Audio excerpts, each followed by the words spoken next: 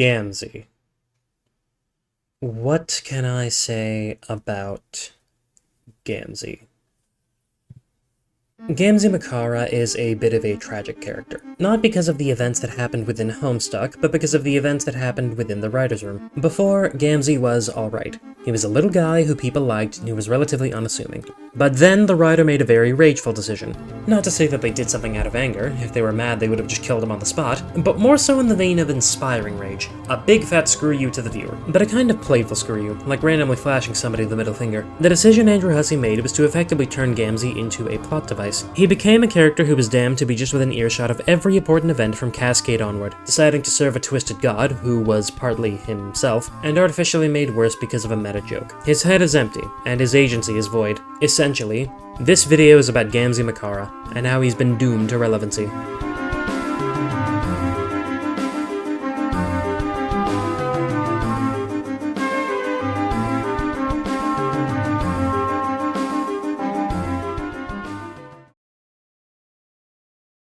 Well, let's get the necessary information out of the way. For those uninitiated, Gamzee Makara is a troll on Alternia. He ranks the third highest in his world social caste system, being the highest blood any land dweller can be. Purple bloods are... hang on a sec.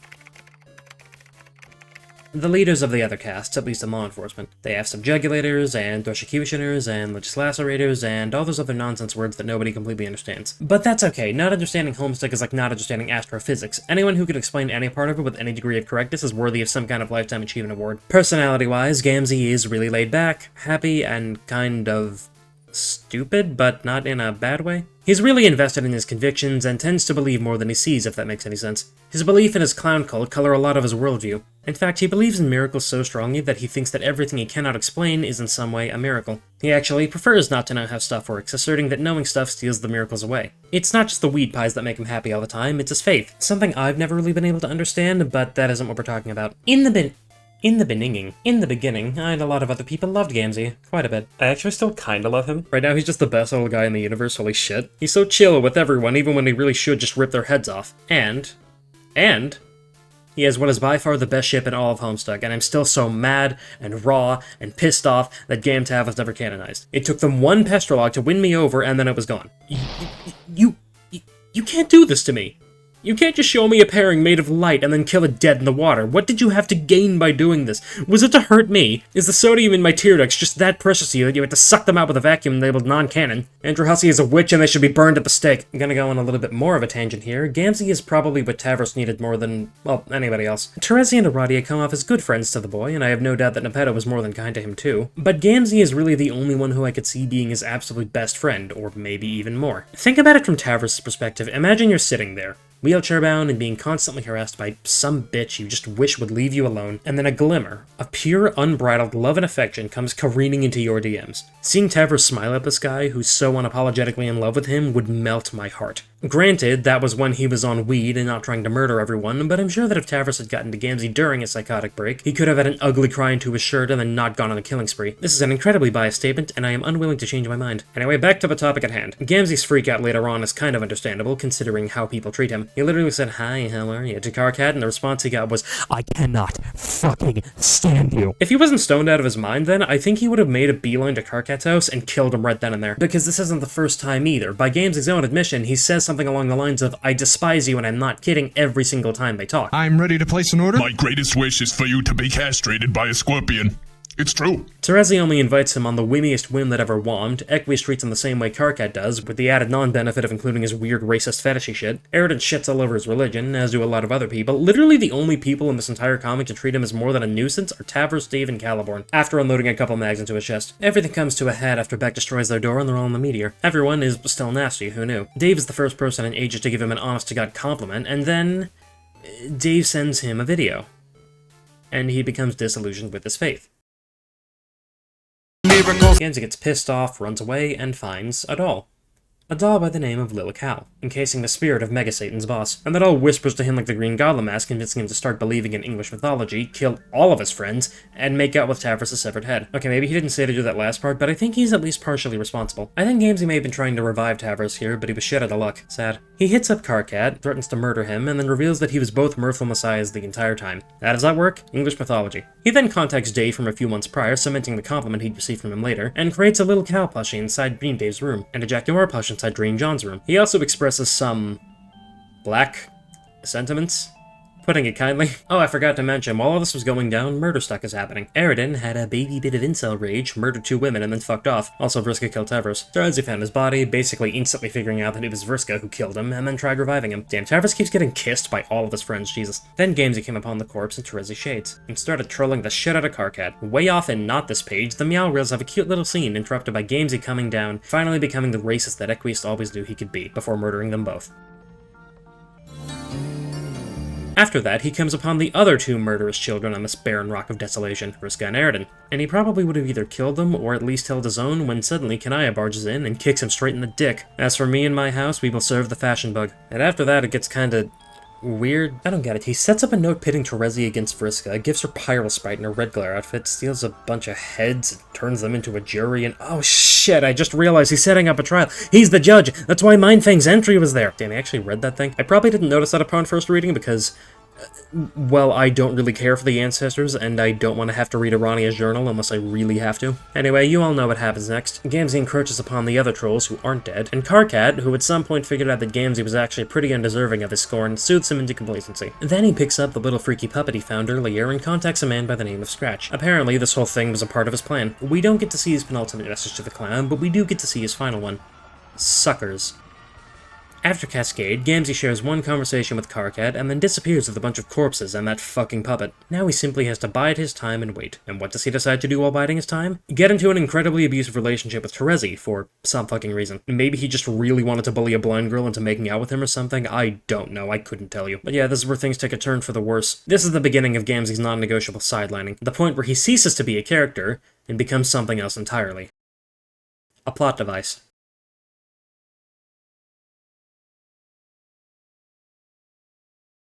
After Cascade, we see not hide nor hair of Gamzee. He has about 4 lines after his disappearance. 4. Spread across 3,774 pages. And like 3 of them aren't even full sentences. I guess the potion selling thing is there too, but it doesn't really have any bearing on anything. This is because, for whatever reason, Andrew Hussey just decided that Gamzee sucked and they hated him.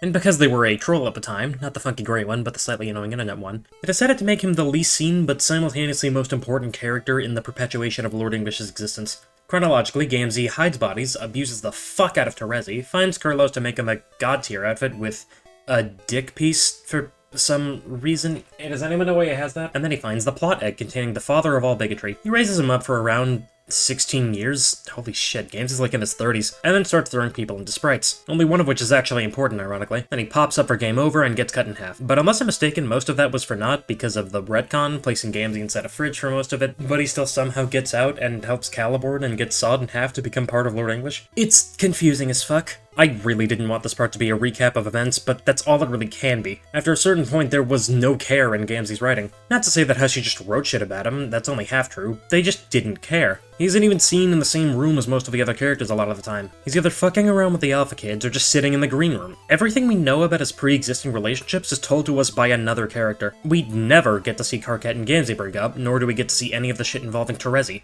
We just see the results. In a way, he effectively becomes the new Maid of Time after Aradia grows out of her emo phase, serving Lord English's existence whenever he's not being generally neurotic, making things go the way they need to go just so the timeline isn't fucked. I say he's been doomed to relevancy because being relevant is really all he's for now. He doesn't really say or do much other than be random, make Mega Satan a reality, and get his ass kicked a few times because nobody likes him. All that's left to talk about really is why? And the reason why can be found in the aforementioned trolling the writer puts you through. In fact, they were so into trolling the viewer that they saw fit to effectively make Gamzee's Classpect Troll of Troll.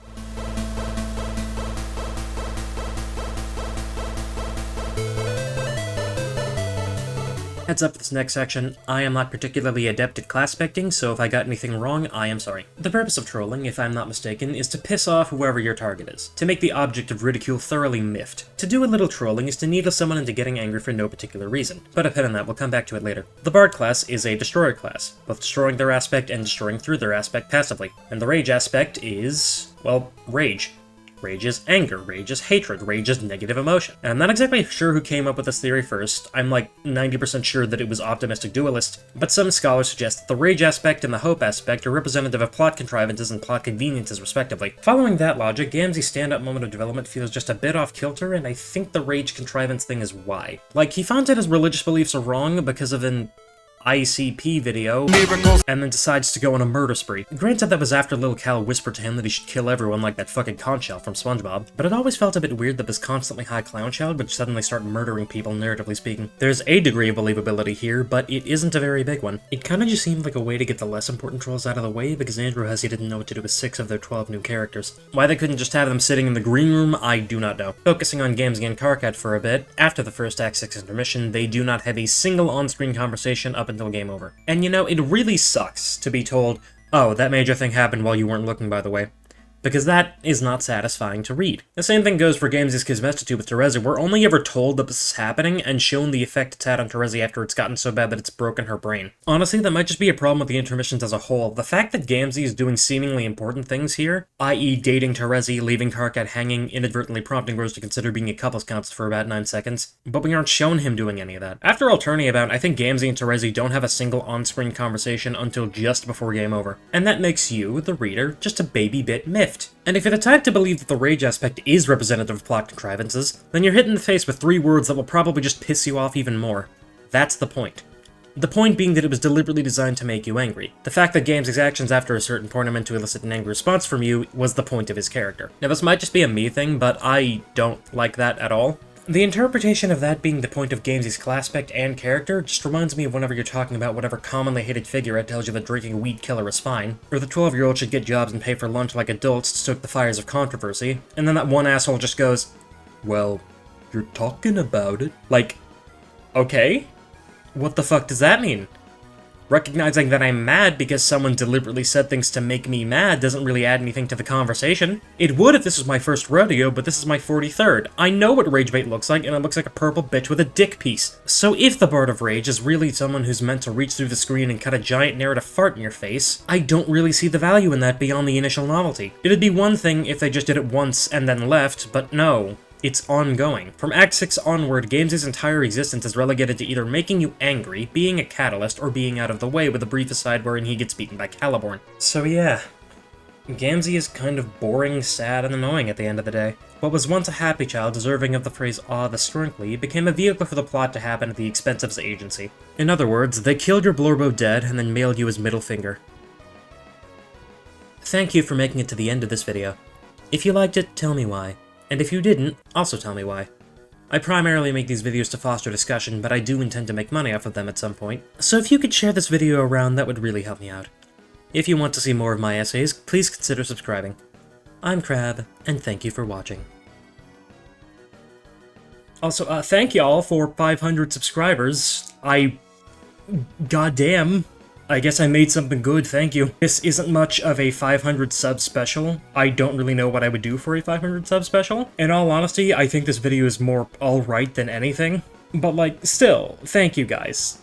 You guys are the reason that I'm gonna keep going and keep making videos and everything like that. You're great, I love you all, thank you so much. More to come, probably.